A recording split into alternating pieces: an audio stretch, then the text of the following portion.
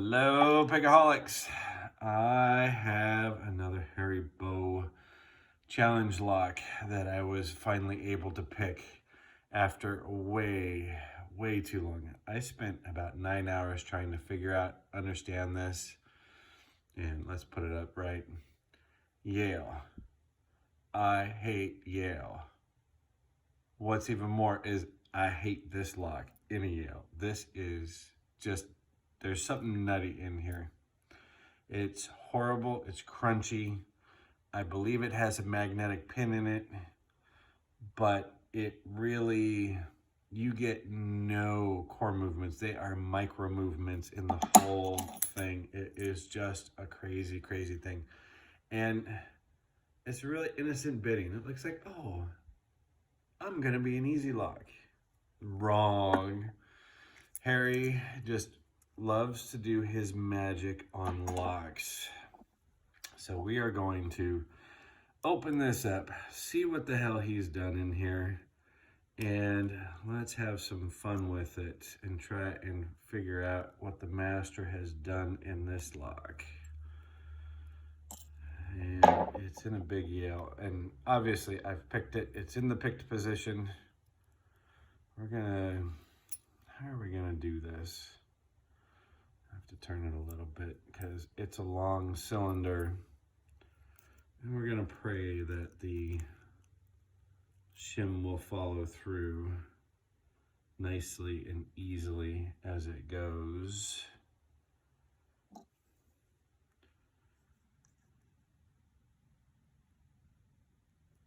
And I think we'll be golden.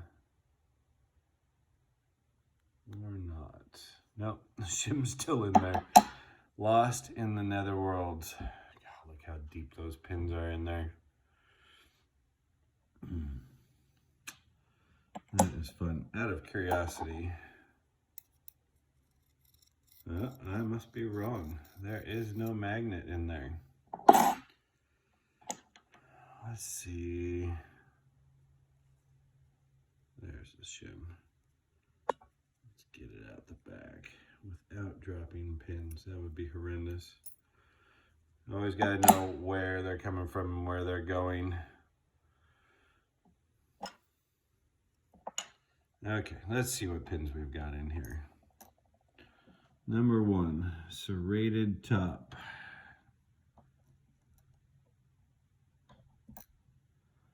Number 2, a spool. That's the place to put a spool. And number 3 is a standard. Number 4 is a taper top. Lovely for oversetting. And number 2 is a homemade torpedo. And number 3 is a standard. Do we have any core mods? No on 1, no. Counter milling on 2, counter milling on 3. That is some real rock solid counter milling. Clean on 4, clean on 5, and clean on 6. 2. That's it? Oh my goodness. I would expect way more mods for what this thing was. What the? That is a huge serrated scrunchy pin.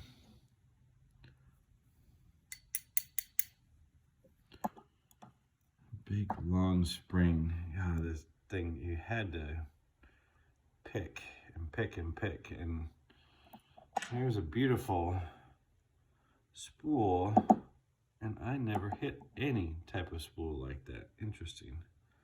I must have picked it. And another spool. Wow. I kid you not. I had no core movement. So little core movement. I could have sworn there was a magnetic pin in here.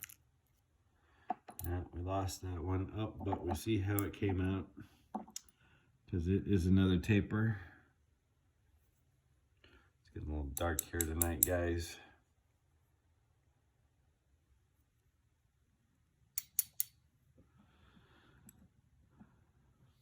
I would have sworn this had a magnet in it.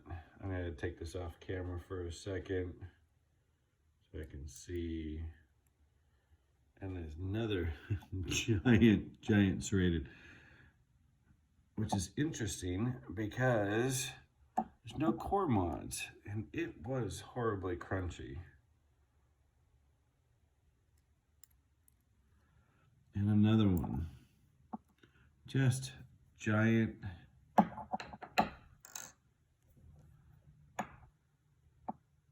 God, it's like a rattlesnake, but not at the same time. Where is... Let's see if we have anything clean on 1, 2, 3, 4. 5 is threaded, and 6 is threaded. So we have a little bit up there. So he was playing in there with a couple of those. I should just pick these up with tweezers, but I haven't been. Where are we? Whoops. Focus.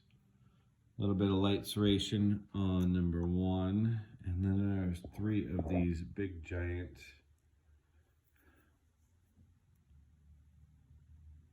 It's a damn screw. It's a threaded bolt, a screw, brass, whatever you want to call it. That is just nutty. I keep bumping this. The bottom pin, does it have, yeah, it is flat on one side, rounded on the other. This is the bottom pin being a spool. The top 2 are these beautiful gins. Actually, just a nice step spool, which makes sense because we had counter milling in 2 and 3. And ooh, that is lock in and hold the plug worthy type milling. I always love that demonstration. When you can lock a pin into, that one falls out. Just does it on the one side, but those are locked in there pretty well. Standard, and that same one, let's go to the tapers in 4. Tapered on top with a little serration below it, and a corresponding taper on above it with another serration. Dropping it down. And then his beautiful overset torpedo traps. I'm sorry. And 2 more of these monstrosity screws as drivers, and standard.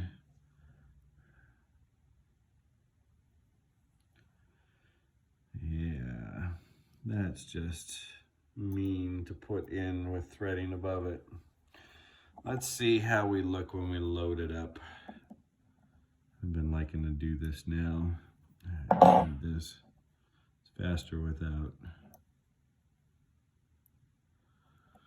I've been liking to do and take a look at how this whole thing looks with pins in it. And just like Harry always does, this key works flawlessly, and now it's not even going in there. What the heck?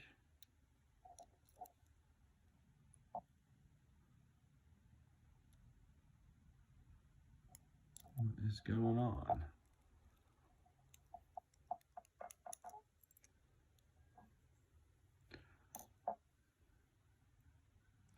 confusion at the stable today.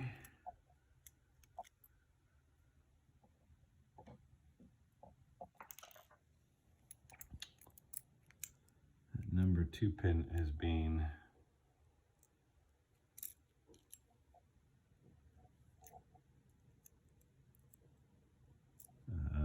it's catching on the warding as it lifts up.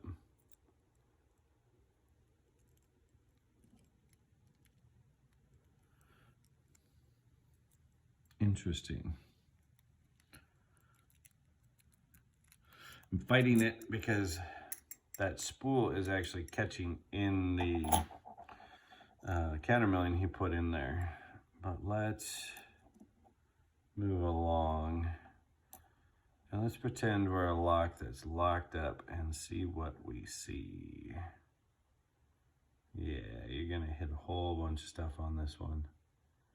Every single pin has been designed for maximum chaos. Yeah. And even watching that pin falls 3/4 of the way in. Let me get in the camera. So with them in there, you're having to lift up over more than half of this pin. Definitely having to lift the entire number 2 pin just to even get up above it. Number 3, start instantly getting into everything and that taper. And then that back spring, having to lift that up behind it. 2/3 to 3/4 of that entire pin. And I'm taking them out backwards.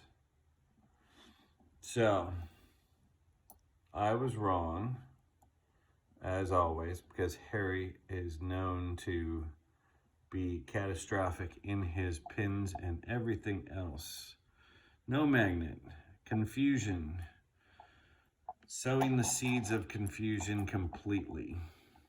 Good job, Harry. Absolutely loved it. And I want to go pick it again for some reason. Now that I see it, it's even more amazing that there's just not as many mods as I expected, and the pins are absolutely gorgeous. Okay, Pickaholics, have a good evening. We'll do this again.